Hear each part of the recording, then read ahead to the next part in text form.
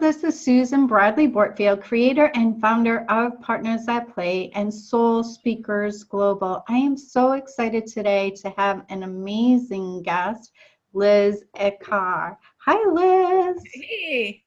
How are you? Wonderful. How are you today? Good. So I was just checking out your website. It is fabulous. Before we get started, I'm going to read your bio so that I can give people a little glimpse into who you are and what you're about, okay? Sure. All right, awesome. So Liz is a transformational leader, certified coach, licensed clinical social worker, licensed practitioner, speaker, photographer. She is the co-author and photographer of the soon-to-be-released book, You Are Loved, an inspired meditative visual journey. And we're going to talk about that. After recovering from a debilitating and life-threatening illness, Liz has become even more passionate about creating a positive ripple of change. This past year alone, Liz provided over 200 in-person trainings and worked with hundreds of clients through either group and or individual sessions. Liz is a champion for inviting others to deliberately and intentionally create a more joy-filled, fun, vibrant life. She combines her passion for photography, writing, trainings, coaching, and energy work to help support and inspire others to live their best life right here, right now, by focusing on inner changes. Manifestation of outer results can be realized. Liz mantra is, be the change you want to see in the world. Yes, I love that. I love that. So we are aligned in where we realize life doesn't have to be heavy or hard, right? It can be fun and exhilarating, and it's just how you look at it. Yes. So yeah. I'm thinking, where should we start with this interview? Because we can really start in so many different ways. But first, I just really want to go back to, you know, what brought you here in this moment, right? And I know you had an illness. You want to talk about that and how what happened with the illness brought you to this moment? Sure. You know, and that choice you're talking about, boy, that contrast shows up, and sometimes we can really make it a struggle, or we can make it a little easier. And I guess my path was a little bit of a struggle to learn the lessons I needed to learn. So, but I wouldn't trade it right now because I'm in such a different place. But yeah, I started realizing, you know, if you look at the spiritual part of it, what happened was I started getting really I started getting misaligned, and I wasn't paying attention. And the nudges were there, the voices were there saying, you need to change. And I kept fighting, you know, it's like, no, I'm going to stay in this job. It was very toxic at the time, but I was like, I'm going to stay in this job and I'm going to do my best to try to help my people. And I kept getting sicker and sicker. And to the point where I at the time I was senior staff. I mean, it was a large organization. It was multi-million-dollar budget I was managing. I had 40-something staff. We served 3,500 clients. So it was a big responsibility. And so deciding to go out on leave for myself was huge. And as soon as I stepped out on leave, I collapsed because I was pressing through, and ended up during that leave time getting worse and worse and worse, and truly almost died. There was that moment where you see that choice. It was very vivid. You know, basically, do you want to live? Was what came for me, or do you want to go ahead and let go? And it was very clear. It was very similar to what you hear when you hear people speaking. And, you know, it felt like the easy thing would have been said, no, I don't want to stay around anymore, because it was so difficult to be as ill as I was and disabled, pretty much totally disabled at that point. And I chose no. You know, something just said there's a bigger reason, and just keep working through it, keep showing up, and you'll get there. You'll know. Because I was like, I don't know why, but it feels like there's more. So the Yeah. journey began, the healing journey began. So, yeah. So we have like strikingly similar journeys, right? Because I was in the corporate world, I had a lot of responsibility, loved my job, was very well respected, but I was getting sick and I was ignoring the calls, and I knew I was being called. And just like you, I was hanging on because the job was what I knew. Yeah. And to let it go just seemed unthinkable to me. And for me, just like you, there was that moment that I knew I was gonna, I was in big trouble. And when I decided to go on leave, there was a moment, and I got worse, just like you, because all of a sudden you're not holding on so tight and you're letting go, and then everything just goes bonkers.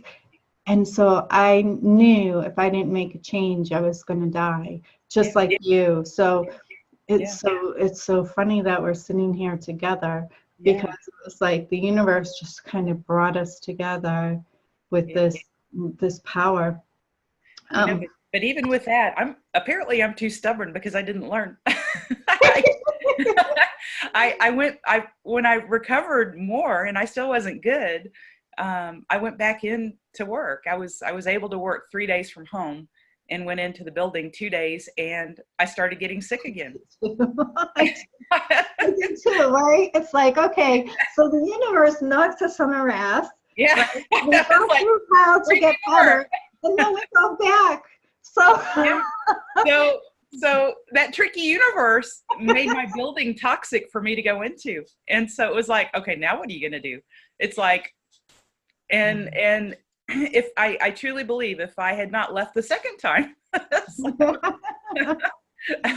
that I wouldn't be here today, because I started going backwards. And at my worst, and it's hard for me to even imagine, at my very worst, on the first time out, I went into the kitchen to turn a light switch off because I was going to go to bed, and I couldn't remember how to turn the light switch off. My brain was that impacted. Oh, wow. Yeah. I mean, it was when I say I was bad, I was having trouble functioning. And for me, who is so used to doing multiple things at high levels, and it was the weirdest thing. I sat there and I thought, I should know how to turn off the light switch. I mean, it was something that I knew I should know, and I couldn't remember how to turn it off. And wow. I just look at how far I've come since then. So, yeah. So thank you, right? Thank you, universe. I know that you feel the same way. Like, you don't regret any of it, because you wouldn't be right here in this moment had you had it easy, right? Just like me. So, but I want to go back a little bit, because about a year ago, a little over a year ago, you moved to Key West. Yep. To recover. So do you want to just touch upon what happened there? Sure. When I decided, it was interesting. QSCA, the coaching program that so many of us have been in, that's so wonderful, started Wednesday night. I'll never forget it. And Thursday I went into work and I thought, I can't do this. and that's when I went to my doctor, and she wrote me out, and I walked out of work. And my partner and I at the time were like, what are you going to do? And I knew that I would be terminated because I didn't have enough leave time. And I thought, I don't think they'll hold my position for me. So, but still, I wasn't willing to walk away. I'm like, no, I can get better. So I got terminated about 11 days later, and at the end of the month. And so she had always wanted to move to Key West. And I mean, at the time, I physically still was very, very challenged. It impacted my nervous system so much I couldn't even stand very well, and I had trouble sitting. So I'm like, I can't move to Key West.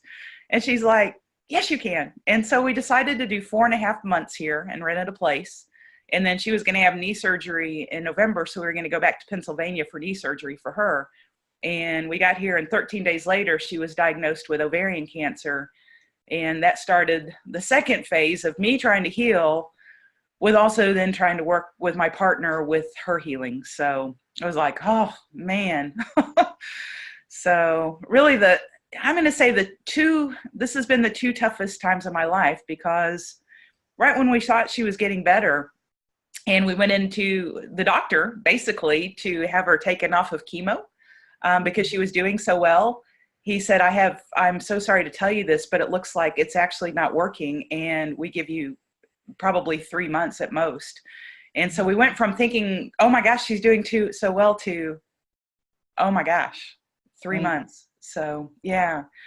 So it was a really, I mean, saying it was a tough time was an understatement, because I was still healing. She passed away in January on my birthday. And I felt lost. I'm like, I'm here in Key West. I ended up staying in Key West. I haven't left yet. So, and it was like, I didn't even know what to do. Here I was in a dream of my living on an island, which has always been a dream, or by the water. I mean, my God, Key West, it even says paradise on the sign. I'm in paradise, but I was like, I have no idea what to do now. And I still wasn't well. So it was quite a journey. I just want to tell you, like, as soon as you started talking about, about her, she came forward, and I just got this rush of just tingles through my whole body. That's so awesome. Yeah, she so, keeps it up. Yeah, she's very much present right now. Sorry about that. That's all right. She keeps popping up, and it's kind of like, come on, we got things to do. It feels like, come on. You got things to do. Come on, get out there. So, she's still a source of strength for you. Yeah, she's my little angel now. So, okay. So you were still ill. You were in recovery. You were terminated from your job. You lost your beautiful love, and now what?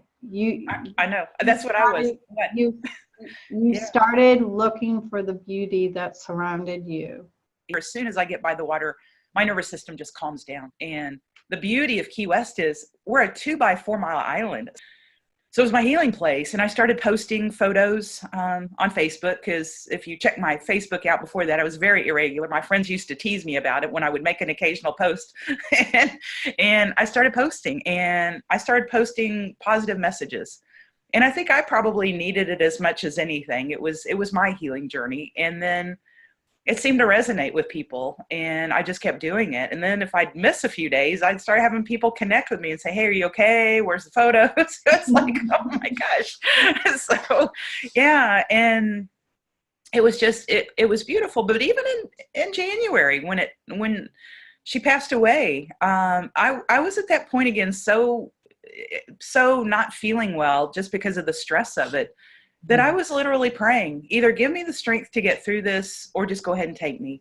And honestly, again, in January, I didn't care. It was like at the lowest point. And thank goodness I was able to reach out to people and I got coaching. I didn't do therapy. I got coaching and worked with an individual coach that just, we started working a little bit after that, and just helped me turn my life back around.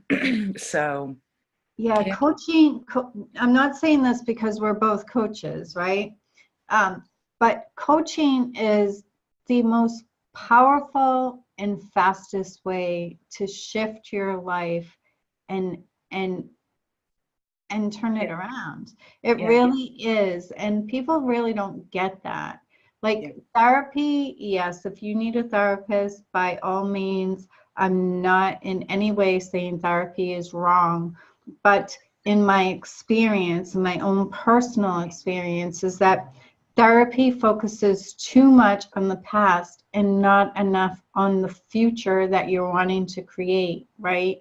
So coaching is definitely a balance between healing the past and designing your future, right? But in the present moment. Yeah. Absolutely. And as over 20 plus years as a licensed clinical social worker, even when I started in my career, I was never a normal therapist. And I have my peers kind of come on to me for that, because I started even in graduate school with biofeedback and working with clients about how to change their state. I worked with a lot of pain patients and learned the power of the mind and the body on shifting. And so I've always come from a different therapeutic background. But for me, I also know that coaching and therapy, when you really cull it out, can be very different. But for me, I prefer having the energy work done with somebody who helps me really be clear on how do I clear this out and what do I want to focus on. And yeah, and so when I connected with this one person, and it was a beautiful match, and I realized that, the skill set I'm looking for and what I need, I've been very gratefully led to this person. And it was, I mean, honestly, it probably helped save my life between QSCA and that, and get me to where I am now, which is such a different place. So yes, so what a good choice, right? I strongly believe everyone needs a coach, and that's why I coach coaches, right? So it is my desire to help coaches bring their message and their gifts to the world. It's so important because I have witnessed things not only in my own life, but I've witnessed over and over and over the power of coaching, right? When people have a coach, how easily they're able to achieve what it is that they really do desire. So it's really important.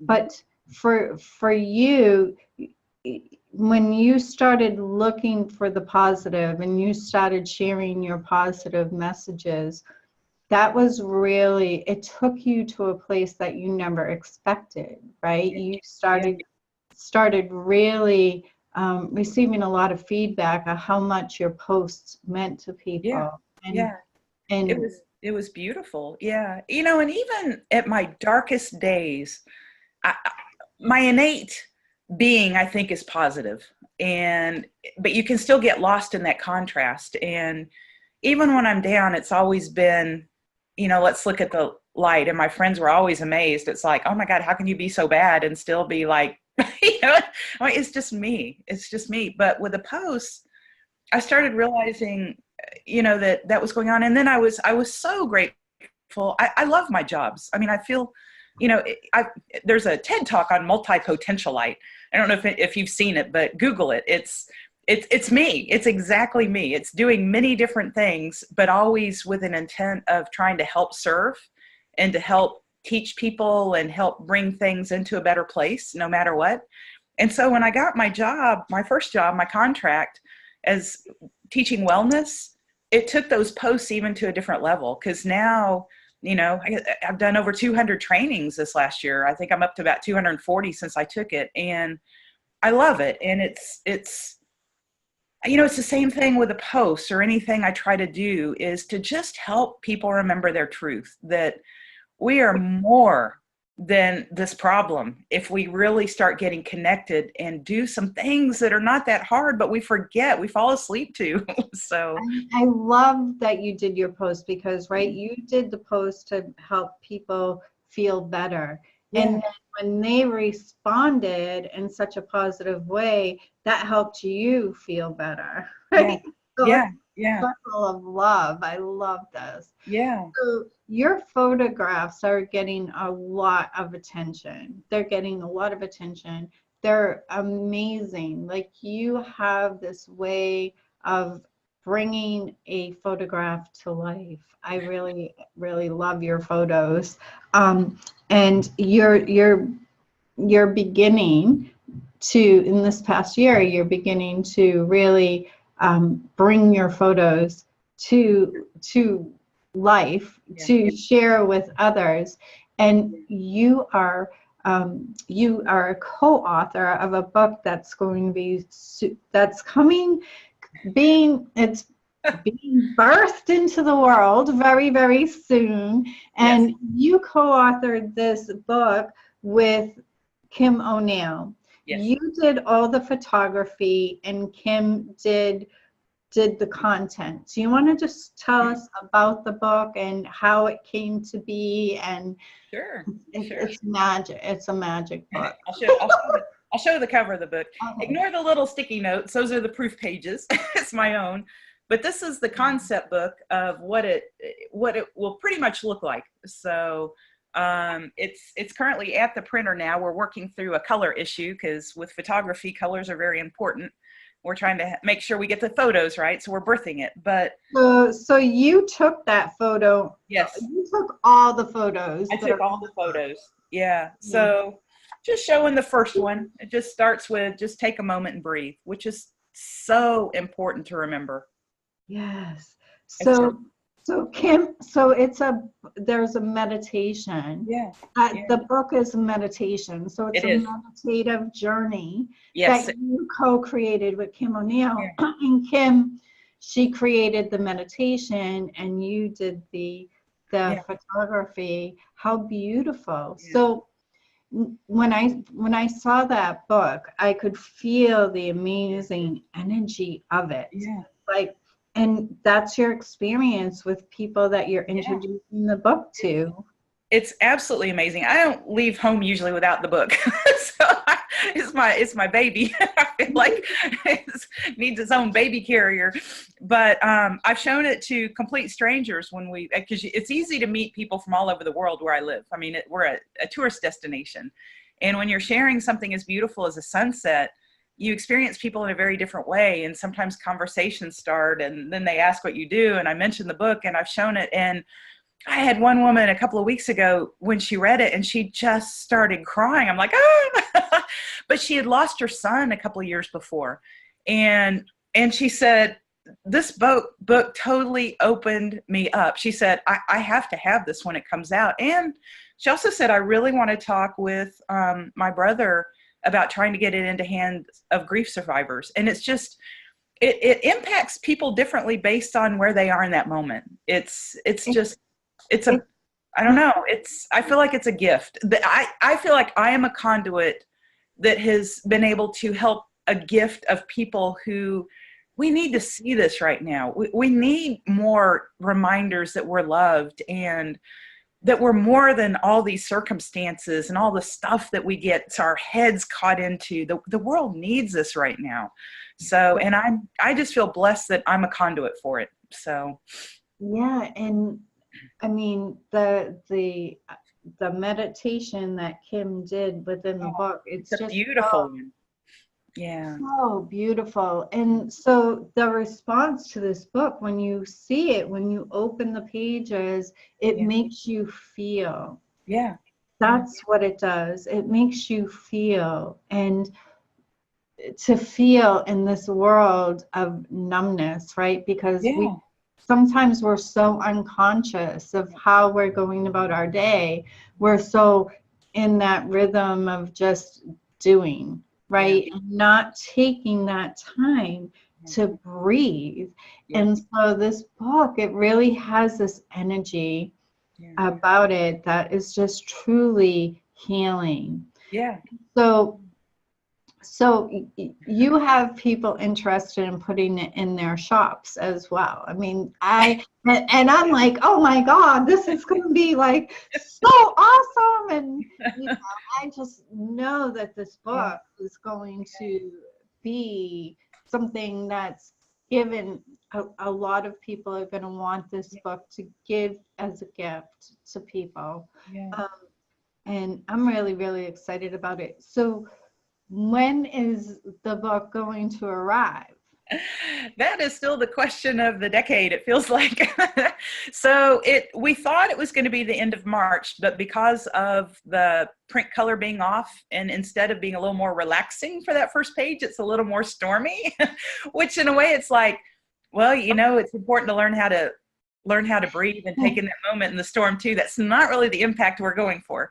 So we're still. Right. I'm sure those thoughts like, oh, this could work because. No, I'm like, I'll just have to reimagine some of this. But, and the printer, we're still trying to determine, did they add too much magenta or do we have to change something on our back end? So because of the proof and the time and everything, probably best guess end of April, possibly end of May, best guess. So, and what I've realized is, oh my gosh, we were shooting for Christmas, and I've just had to learn it's divine timing. And what I keep learning, and this is what I've really gained since I've kind of reawakened again, because I've ebbed and flowed through my life, but I'm in a much greater depth of kind of spiritual connection or understanding this go around, is it's happening in divine timing. And every time there's a kink in it, the reason for it reveals itself. And I just have to be patient. Even this last delay, something completely unexpected came from it that I'm like, oh my God, I clearly know this would not have happened without it. And it's a program I'm looking at doing, and the talk, that we're doing for the summit. And then the talk I'm going to do when I speak at and give the message at church. I truly don't believe those pieces would have come together without this delay. And but patience isn't always my strong suit. I want the book now. Because we're spiritually connected, we now have the understanding that our illness was a gift and that it was meant to happen, and everything that has unfolded since. And so when we're delayed, like I used to have road rage, right? I used to, not road rage where I was a maniac, but I used to be like, oh, you jerk.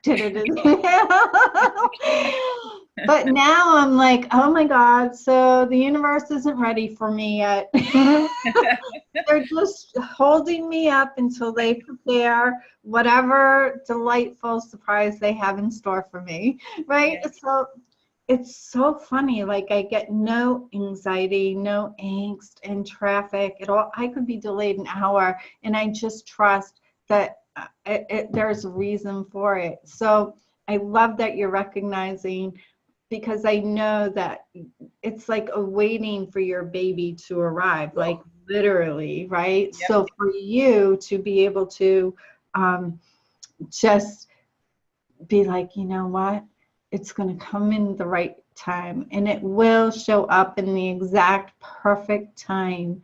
Yep. And the universe is just preparing all these amazing things for you in preparation for the arrival. So yeah, I'm so excited. I cannot wait for my copy. It's hard for me to be patient. I really want it in my hands. I want to flip through the pages and really just have the experience of the energy and the love and the gift that this book is. My photography is very much like life, and there's a lot of things we can learn from taking pictures.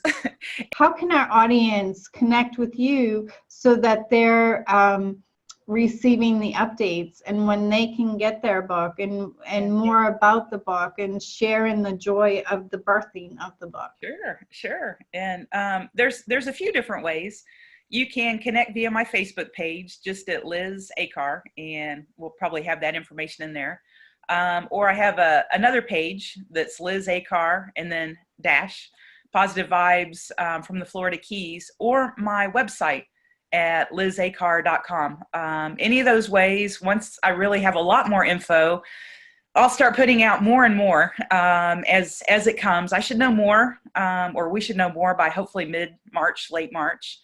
But those are great ways to connect. I do have an Instagram account that I do some pictures on there, but really Facebook is where I put a lot of attention right now. And then also, I believe Susan might be putting an opt-in link maybe for... Yeah, I'm going to be putting the links so people can get on the list to get the updates. And I'm all about a good party, right? So click on her link so that you can be part of the amazing joy and the party of the birthing, right? It's a huge celebration, the birthing of the book. And when you go onto Liz's Facebook page, you're going to see she posts so many of her photos. You're going to be astounded how amazing these photos are. I'm so excited for you, Liz. I'm so excited for Kim O'Neill. This book is truly magic. I cannot wait to get my copy of it. I'm so grateful for you. I'm so appreciative for all the light that you put into this world. And I'm so excited about your book. To all our audience, know that you are loved. You are amazing and you are more powerful than you could ever believe. So be kind to yourself and just really take a moment to breathe. Much love. Thank you, Liz. Thank you. Bye.